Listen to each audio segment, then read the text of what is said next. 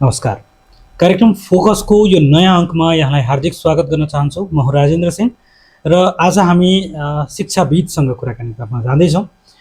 विशेष गरी पछिल्लो समयको यो शिक्षाको गुणस्तर राम्रो भएन भनेर आलोचना भइरहेको छ र नेपालमा अहिले पनि शिक्षकहरू आन्दोलन गरिरहनु भएको अवस्था छ र कक्षा 12 को 11 गतेबाट हुने भनिएको परीक्षा पनि स्थगित भइसकेको छ। यसै विषयमा कुराकानी गर्नको लागि हामीसँग शिक्षाविद डाक्टर सुषमा तिवारी हुनुहुन्छ। म उहाँसँग अहिलेको शिक्षा अवस्थाको बारेमा छलफल र विमर्श गर्न जाँदैछु।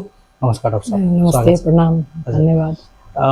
सुरुवातमै शिक्षकहरू आन्दोलित हुनुहुन्छ र शिक्षाको अवस्था राम्रो छैन भनेर विश्लेषण हुँदैछ। तपाईको दृष्टिकोणमा विचारमा कस्तो छ शिक्षाको अवस्था?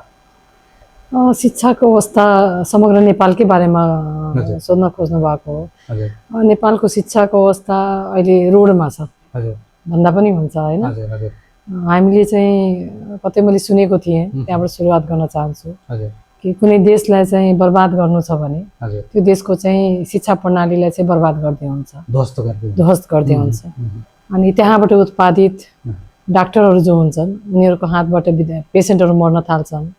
इन्जिनियरहरूले घर बनाउँछ भने घर भत्किन थाल्छ हैन। त्यस्तै माहौलबाट निस्केको शिक्षकको बाट चाहिँ पढेको लेखेका विद्यार्थीहरूको चाहिँ क्वालिटीको के कुरा गर्ने।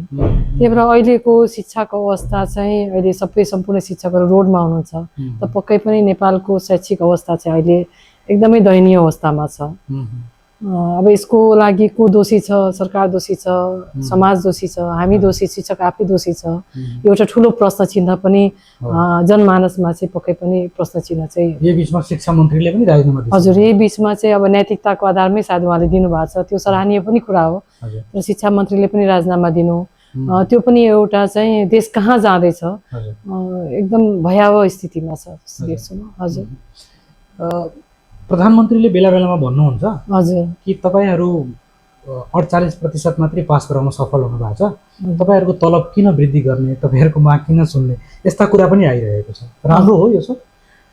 यस्तो छ, म भाग्यले चाहिँ शिक्षा समितिमा पनि थिएँ। अब एउटा शिक्षक भएर एउटा पर्टिकुलर स्कुलमा पढाउनुको एक्सपिरियन्स र एउटा शिक्षक भएर थुप्रै स्कुलहरूको भ्रमण गरेर त्यहाँको शैक्षिक अवस्था हैन, त्यहाँको भौतिक अवस्था, त्यहाँको टिचरहरूको अवस्था, टोटल इन्भाइरोमेन्ट चाहिँ हेरिसकेपछि मैले पनि पर्सा जिल्लाकै कुरा गर्ने हो भने लगभग 90 वटा स्कुलहरूमा चाहिँ भिजिट गर्ने, गभर्नमेन्ट स्कुलमा चाहिँ सामुदायिक विद्यालयमा चाहिँ घुम्ने मौका पाएको थिएँ। अब त्यो स्थिति हेर्दाखेरि हुन त धेरैले भन्नुहुन्छ पढाइ एकदम राम्रो, पढाइ मात्र राम्रो भएर हुन्छ, तर अहिलेको सन्दर्भमा 21st सेन्चुरीमा एउटा विद्यार्थीलाई चाहिँ राम्रो विद्यार्थी, परिपक्व विद्यार्थी, म्याच्योर्ड विद्यार्थी, उसलाई एकदम राम्रो एकाडेमिक इन्भाइरोमेन्ट दिनको लागि सबै कुराले प्रभाव पारेको हुन्छ। त्यहाँनिर चाहिँ सबैभन्दा बढी त प्रभाव उसको घरबाट नै सुरु गर्छौँ हैन।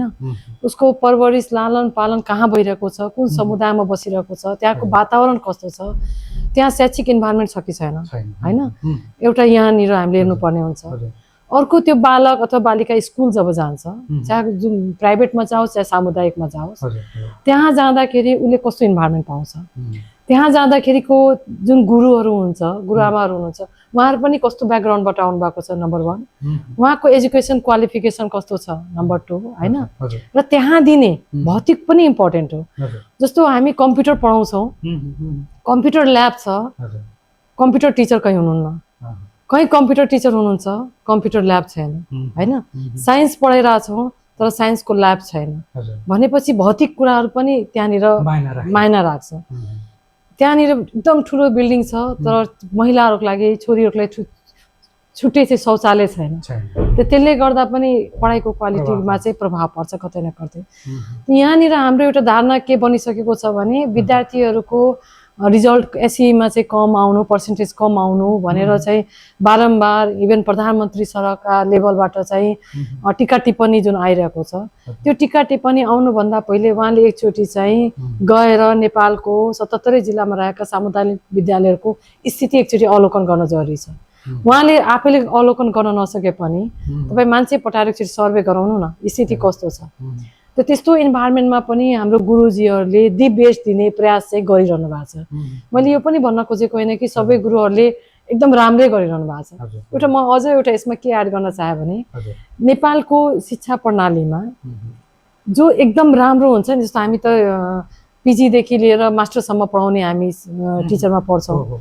हामी के विद्यार्थीको एउटा टेन्डेन्सी के देख्छौँ भने जो एकदम राम्रो गर्छ नि बच्चाहरू, जो स्टुडेन्टहरू एकदम राम्रो हुन्छ ऊ चाहिँ डक्टर इन्जिनियर बन्नतर्फ जान्छ कि उसको मेन चुज भनेको साइन्स फ्याकल्टी चुज गर्छ, ऊ डक्टर इन्जिनियर बन्छ। त्यसपछिको विद्यार्थीहरू चाहिँ अब त्यो निजामतीमा जानुपर्छ भनेर उहाँहरू लोकसेवाको चाहिँ तयारी गर्नुहुन्छ होइन। थर्ड डिभिजन र जो फेल एक दुईचोटि फेल भएर बसेका विद्यार्थीहरूको रोजाइ के देख्छु, उहाँहरू एजुकेसन कहीँ पाएन अनि एजुकेसन फ्याकल्टी रोजौँ, कहीँ नोकरी पाएन भने कमसेकम प्राइभेटमा त पाइन्छ नि भनेर। त हाम्रो नेपालको अवस्था जो विद्यार्थी सबैभन्दा राम्रो विद्यार्थी गुरु बन्नुपर्ने हो, तर दुर्भाग्य के छ भने सबैलाई जाँदैन, यो सबैमा लागु हुँदैन, तर जेनरल के छ भने त्यो विद्यार्थीहरू मात्र जानुहुन्छ जो कतै पनि चान्स पाउनुहुन्न, उहाँहरू एजुकेसन लिएर उहाँहरू शिक्षक बन्नुहुन्छ। त त्यो शिक्षकले पढाएको क्वालिटी त पक्कै पनि त्यति राम्रो हुँदैन। प्लस गभर्मेन्टले पनि शिक्षकहरूको सुविधामा शिक्षकहरूको जुन सुविधा छ, किनभने हेर्नु शिक्षकलाई पनि तपाईँले मनोबल बढाउनुहुन्छ भने हरेक किसिमको कुराहरू त्यसमा आउँछ, मनोबल बढाउने कुराहरूमा त्यो शिक्षकले पनि 100% दिने चाहिँ उनीहरूको भावनामा डेभलप हुन्छ।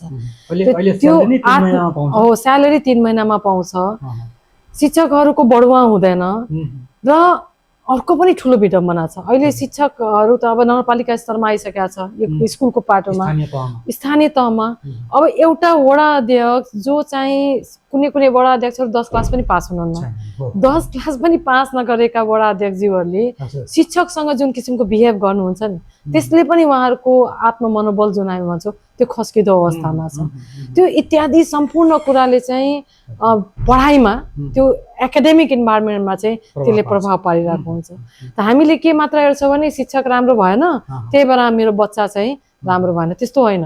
त्यहाँनिर घरको पनि अवस्था म्याटर राख्छ, तपाईँको शिक्षकसँग गरिने समुदायले व्यवहार पनि म्याटर राख्छ, राज्यले कस्तो किसिमको शिक्षकको प्रोडक्सन गरिरहेको छ, किनभने उहाँहरू त इक्जाम दिएर पास भएर न आउनुहुन्छ, त कस्तो किसिमको शिक्षक नियुक्ति गर्दा उहाँले चाहिँ शिक्षक पठाउनु छ त्यसमा पनि म्याटर राख्छ। र शिक्षक आफैमा पनि यदि हामी पनि वफादार भइदिनुपर्छ, हाम्रो धर्म के हो पढाउने र 100% राम्रोसँग पढाउने। त्यो शिक्षकले पनि कतै न कतै शिक्षकमा पनि कमजोरी छ, मैले नाइ भन्न मिल्दैन त्यहाँ पनि, किनभने त्यही शिक्षक प्राइभेटमा जाँदा उसले राम्रो पढाउनुहुन्छ र त्यही शिक्षक गभर्मेन्टमा पढाउँदाखेरि त्यहाँको रिजल्ट राम्रो आउँदैन, त कतै न कतै हामीमा पनि कमी कमजोरी छ। हजुर जस्तो म्याम अहिले शिक्षकहरू विद्यालय बन्द गरेर सामुदायिक विद्यालयका शिक्षकहरू अहिले सडकमा हुनुहुन्छ। हजुर कतिपयले शिक्षकलाई दोषी मानिरहनु भएको छ, अहिले विद्यार्थी भर्ना गर्ने अभियान सञ्चालन भइरहेको छ, यो त्यहाँ पनि प्रभाव पर्छ। हुँदाहुँदै हिजो मात्रै कक्षा 12 को एक्जामिनेसन डेट पनि सार्नु पर्यो। यो वातावरणलाई, आन्दोलनको वातावरणलाई तपाईँ कसरी लिनुहुन्छ, विश्लेषण कसरी गर्नुहुन्छ, ठिक हो कि होइन? यसले ठिक हो होइन भन्न मिल्दैन होइन। ठिक हो यस कारणले हो कि जति पनि समुदाय नेपालभरिकै शिक्षकहरू जम्मा हुनु भएको छ नि, त्यो त एउटा कुनै पर्टिकुलर शिक्षक त त्यहाँ, किनभने शिक्षक भनेको विद्वान वर्गमा होइन विद्वत वर्गमा आउनुहुन्छ। विद्वत वर्ग आज आएर चाहिँ लाखौंको संख्यामा काठमाडौँको सडकमा आन्दोलन गरिरहनु भनेको पक्कै पनि कतै न कतै सिस्टममा चाहिँ कमी कमजोरी भएकोले नै उहाँहरू जानु भएको हैन, स्वतः गइरहनु भएको छ। र उहाँ शिक्षकहरू पहिला पनि उहाँहरूले चाहिँ थुप्रै डिमान्ड, जुन जेन्युइन डिमान्डका साथ उहाँहरूले चाहिँ आफूलाई चाहिँ प्रस्तुत गर्नुभएको थियो, आन्दोलनको माध्यमबाट पनि प्रस्तुत हुनुभएको थियो र डेलिगेसन समेत पनि बारम्बार सिंहदरबारमा गएको भनेर हामीले विभिन्न मिडियाहरूमा पनि आएको छ। सिंहदरबारले कमिटमेन्ट गरेर पनि शिक्षक जस्तो प्रबुद्ध वर्गको पनि कुराले मान नगरेर, तपाईले शिक्षकको जब मान गर्नुहुन्न भने शिक्षक त त्यो देशको सिस्टम त गडबड हुन्छ नि त, त्यो धोका भयो नि त। त्यो तपाईले मान नगरेर उहाँहरू विश्वासमा कमी आएर सिंहदरबारप्रति शिक्षकहरू आम मानिसको चाहिँ विश्वासमा पनि बिस्तारै कमी आउँदै गएको छ।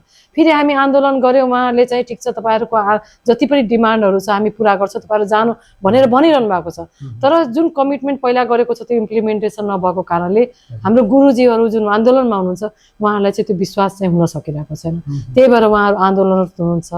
अब अर्को पाटोमा हामी जाउँ, 12 कक्षाको परीक्षा छ हैन, पक्कै पनि विद्यार्थी भर्ना अभियान चलिरहेको छ।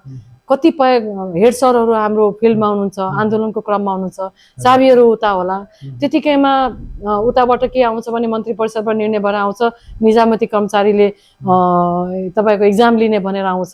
यो त झन् निरीक्षण भएर अब उहाँले निजामती कर्मचारीहरू अब स्कुलको कसरी व्यवस्थापन गर्ने, कसरी सिट म्यानेजमेन्ट गर्ने, कसरी परीक्षा, त्यो त उहाँहरू त एक्सपिरियन्स हुनुहुन्न, एकदमै फरक नेचरै फरक भयो।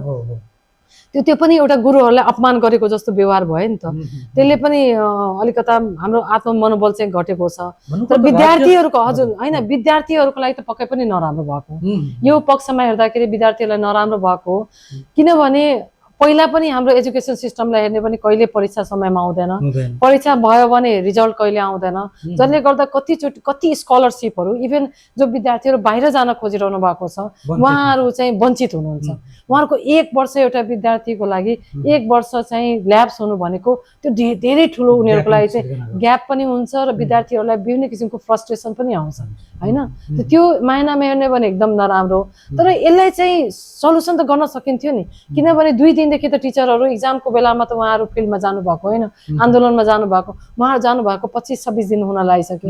गभर्मेन्टले 25-26 दिनदेखि स्कुल बन्द गरेर जुन गुरुहरू हाम्रो देश समाज राष्ट्र निर्माण गर्नुहुन्छ बनाइरहनु भएको छ, उहाँहरू आन्दोलनरत हुनुहुन्छ, उहाँलाई नेगेटिभ टिका टिप्पणी गर्नु, उहाँहरूको कुराहरू जेन्युन डिमान्डलाई चाहिँ छिटोभन्दा छिटो चाहिँ एड्रेस गरेर उहाँहरूले काम गर्ने ठाउँमा त्यो वातावरण त मिलाइदिनु पर्ने हो नि सरकारले। त्यो गर्न नसक्नु, अब त्यसको मानमा विद्यार्थीहरू पनि परिरहेछन्, अहिले स्कुल पनि प्रभावित, पक्कै पनि स्कुल प्रभावित भएको छ। यो कुरा सरकारले नै सोच्नु पर्ने हो, किनभने गुरुहरू इक्जामको बेलामा जानुभएको होइन, उहाँहरू गएको 1 महिना हुन लाग्छ होइन।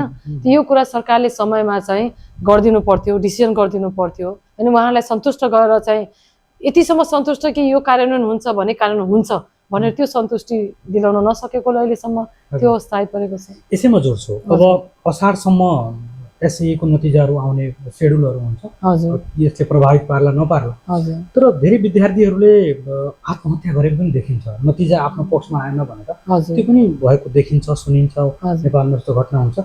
यसलाई के भन्नुहुन्छ, विद्यार्थीहरूको मनोबल बढाउनको लागि के छ यहाँको सन्देश? यस्तो छ, यसलाई पनि धेरै कुराहरूले प्रभाव पार्छ।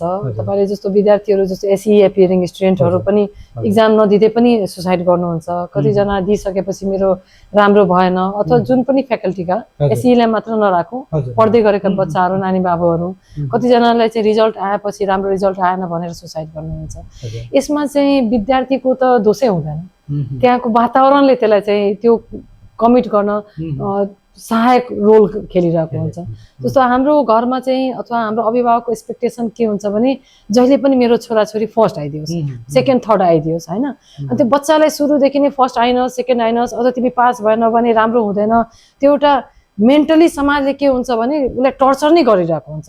कतिले डाइरेक्ट गरिरहेको छ, कसैले इन्डाइरेक्ट गरिरहेको हुन्छ। बच्चामा पनि एउटा के भावना बसिसकेका हुन्छ भने म पास भइन भने म आफ्नो बुवा आमालाई के भन्छु, म आफ्नो समाजलाई के भन्छु, त्यो भावना चाहिँ उसमा डेभलप गएको हुन्छ, त्यो मानसिक तनाव हुन्छ। र अहिले संसारमै हेर्ने हो भने सबैभन्दा बढी डिजिजहरू र सुसाइडका केसहरू चाहिँ मानसिक तनावको कारणले नै भइरहेको छ। त्यसले गर्दा उसको चाहिँ पढाइमा प्रब्लम क्रिएट हुन्छ कि, अथवा कहिलेकाहीँ के हुन्छ भने तिमीले साइन्सै पढ्नुपर्छ, त्यो बच्चा साइन्स पढ्ने उसको चाहिँ क्यापेसिटी हुँदैन, उसको इन्ट्रेस्ट हुँदैन, उसको लेभल हुँदैन। हामी ह्युमन बिङ हो नि, चाहना पनि हुँदैन। त हामी सबैको मेन्टल स्तर, उसको चाहना इच्छा एउटै त हुँदैन, फरक हुन्छ होइन। कसैलाई एजुकेसन पढ्ने इच्छा होला, कसैलाई ल पढ्ने इच्छा होला, कसैलाई साइन्स पढ्ने इच्छा होला। त फ्यामिलीको प्रेसर, गुरुको प्रेसरले गर्दा पनि बच्चालाई थुप्रै प्रेसर चाहिँ एक ठाउँमा जम्मा भएर चाहिँ उसलाई त्यस्तो किसिमको कमिट गर्ने, त्यो सुसाइड कमिट गर्ने वातावरण चाहिँ बनाइएको हुन्छ। त्यो आफैमा नराम्रो हो, तर त्यसको लागि के गर्ने त होइन, खालि कारण देखाएर हुँदैन। त्यसको लागि चाहिँ सबैभन्दा सल्युसनहरू पनि खोज्नु पर्यो। हामी चाहिँ खालि कारण मात्र प्रस्तुत भइदिन्छौँ। सल्युसनमा चाहिँ अभिभावकले, सबैभन्दा बढी बच्चाहरू चाहिँ नानी बाबुहरू घरमा बस्नुहुन्छ होइन, अभिभावकले बच्चालाई चाहिँ एकदम पढ्ने वातावरण मिलाइदिनु पर्यो। तर उसलाई त्यसको साथसाथै यो पनि भन्नु पर्यो कि केही छैन होइन, तिमी पास हुन्छ फेल हुन्छ आफ्नो ठाउँमा छ, तर तिमी आफ्नो दि बेस्ट दिने प्रयास गर, तिमी मेहनत गर। त्यो पास र फेल त त्यो पछिको कुरा हो, त्यो त्यति मात्र सानो कुरा हो नि। र अर्को फर्स्टै सेकेन्ड आउनुपर्छ भनेर पनि नानी बाबुलाई प्रेसर गर्नु हुँदैन किनभने कहिलेकाहीँ 10th 12th 15th र्याङ्क आएका बच्चाहरू पनि फर्स्ट सेकेन्ड भन्दा राम्रो गरेर आउँछ हैन यो कछुवा खराको कथा त हामीले सुनेका छौँ नि त त्यो आत्म मनोबल यदि कोही बच्चा एकदम विक पनि छ र अभिभावकले त्यो मनोबल केही छैन यसपालि यस्तो आयो नेक्स्ट इयर ट्राई गर त्यो मनोबल बढाउँदाखेरि पनि त्यो बच्चा एकदम राम्रो निखार भएर जान्छ घरको इन्भाइरोमेन्ट र स्कुलमा पनि टिचरले पनि जुन किसिमको अहिलेको हेरिरहेको छु प्राइभेट स्कुलका टिचरहरू त बच्चालाई यस्तो पेलेर पढाइरहनु भएको छ हैन एकदम सुगा रटाउने तिनीहरूलाई चाहिँ पढाउने भन्दा पनि त्यो दिमागमा बसाउने भन्दा पनि कण्ठ गर त्यो कण्ठ गर्ने बानीले गर्दा पनि बच्चाहरूको भविष्य चाहिँ त्यो राम्रो भइरहेको छ त्यो के भन्छ मानसिक रूपमा चाहिँ एउटा टर्चरै भन्नु पर्यो हैन हामी जस्तो गभर्नमेन्ट स्कुलमा पढ्दा हामी बुझेर पढ्थ्यौँ अहिले बच्चाहरू बुझ्नु भन्दा पनि कण्ठ गरेर पढ्नु हुन्छ त्यो बुझेर पढाइदिनु पर्यो शिक्षकहरू र बच्चाहरूले पनि आफूलाई चाहिँ अहिलेको जमाना छ हैन सोशल मिडियाहरू छ बच्चाहरू पनि आफू भित्रबाट चाहिँ एउटा स्ट्रङ भएर जानु पर्यो कि यति कमजोर आफूलाई मान्नु भएन हैन यो अप्सन छैन भने हामीसँग एउटा ढोका बन्द भयो भने हजारवटा ढोकाहरू अहिले खुल्ने वातावरण छ नि हाम्रो बेलामा बरु थिएन अहिले त थुप्रै वातावरण छ त्यही भएर चाहिँ बच्चाहरू पनि एउटा बिग्रियो धेरै बाटो खुल्छ त्यो एउटा मनमा राख्यो भने यस्तो किसिमको घटनाहरू चाहिँ कम हुन सक्छन् अन्त्यतिर छ डाक्टर साहब हजुर यहाँले जोडिहाल्नु भयो कतिजना साइन्स पढ्छन् कति एजुकेसनमा जान्छन् यो वास्तवमा यो फ्याकल्टीहरू विषयहरू चुज गर्दाखेरि के ध्यानमा राख्नु पर्यो सबैजनालाई साइन्स पढ्ने इच्छा होला कोही लास्टमा कमर्समा गइरहेको हुन्छ फ्याकल्टी चेन्ज गरेर यस्तोलाई के सुझाव दिनुहुन्छ म आफैबाट पनि सुरु गर्छु मेरो पनि स्टोरी छ बुवा मेरो प्रोफेसनले डाक्टर भएको हुनाले जहिले पनि मलाई छोरी डाक्टर बन्नुपर्छ साइन्स लिनुपर्छ भन्नुहुन्थ्यो कि अनि मलाई चाहिँ सुरुदेखि म प्रोफेसर भन्छु बरु म डाक्टर लेखाउँछु प्रोफेसर अगाडि तर म चाहिँ प्रोफेसर टिचिङ लाइनमै जान्छु भन्ने थियो तर बुवाले प्रेसर गर्नुभयो म साइन्स पछि मैले ड्रप आउट गर्नु पर्यो अनि पछि चाहिँ म एजुकेसन लिएँ अनि अगाडि पढेँ हैन त्यही भएर आफ्नो एक्सपिरियन्स मसँग आफैसँग छ म प्यारेन्ट्सहरूलाई र टिचरहरूलाई पनि के कन्भिन्स गर्न एउटा रिक्वेस्ट कन्भिन्स त के भनौँ रिक्वेस्ट गर्न चाहन्छु कि बच्चाको इच्छा केमा छ एउटा इच्छा पनि हुन्छ र एउटा क्यापासिटी पनि हुन्छ म म्याथमा एकदम कमजोर छु एकदम मेहनत गरिरहेको छु तर म सकिरहेको छैन अब त्यो बच्चाले तिमी म्याथको टिचर बन्नु अथवा त्यो बच्चाले इन्जिनियर बन्नु भनेर सुगा जस्तो पढाइदिएर पछि उसले राम्रो इन्जिनियरिङको काम गर्न सक्दैन हैन बच्चाको इच्छा के छ हैन बच्चाको इच्छा जेमा छ त्यसलाई नै चाहिँ बच्चालाई उत्साहित गरेर हामीले त्यही बाटो चाहिँ बच्चालाई चाहिँ चुज गर्न बरु सपोर्ट गर्नुपर्छ हैन कतिपय के हुन्छ भने कतिपय प्यारेन्ट्सहरू आजकल भन्नुहुन्छ म त बच्चाहरूको जे इच्छा छ त्यही पढाउँछु फेरि यहाँ पनि प्रब्लम छ 10 क्लास पढेका सपोज एउटा बच्चालाई धेरै ज्ञान हुँदैन साइन्समा जाने पनि ज्ञान हुँदैन कमर्समा जाने साथीहरूको फ्लोमा गइदिन्छ हैन उसलाई आफ्नो क्वालिटी म के गर्न सक्छु त्यो थाहा हुँदैन त्यहाँनिर ब्रेन स्टर्मिङ गर्नुपर्ने आवश्यकता हुन्छ त्यहाँनिर अलिकता पढे लेखेका मान्छेहरू अथवा अभिभावकहरू नै बसेर बच्चाहरूसँग चाहिँ करियर काउन्सिलिङ गर्न लगाउने अहिले त थुप्रै काउन्सिलरहरू पनि मार्केटमा हैन थुप्रै कन्सल्टेन्सीहरू खुलिसकेका छन् त्यहाँ जान सक्नु भएन भने घरमा पनि बसेर अनि त्यो बच्चाको मनोवृत्ति हैन बुझेर डिस्कसन गरेर मात्र बच्चाले चाहिँ बाटो देखाउँदा चाहिँ राम्रो हुन्छ जाँदा जाँदै अन्तमा सबैलाई के सन्देश छ जाँदा जाँदै म सम्पूर्ण वीरगञ्जवासीलाई चाहिँ के सन्देश दिन चाहन्छु भने अहिले भर्नाको समय छ मध्य प्रदेश हाम्रो चाहिँ लिट्रेसी स्ट्याटस हेर्ने पनि सबैभन्दा कमजोर छ जो पढ्नु भएको छ उहाँहरू पनि सेन्ट्रल लेभलमा जानुहुन्छ हाम्रो पढाइको क्वालिटी त्यति राम्रो नभइदिएकोले त्यो कम्पिटिसनको जमाना भएको हुनाले हामीलाई कम्पिटिसन गर्न चाहिँ काठमाडौँमा एकदम गाह्रो हुन्छ त्यही भएर सम्पूर्ण नानी बाबुहरूलाई चाहिँ हामी क्वालिटी एजुकेसन दिन तत्पर हौँ जहाँ तपाईँलाई लाग्छ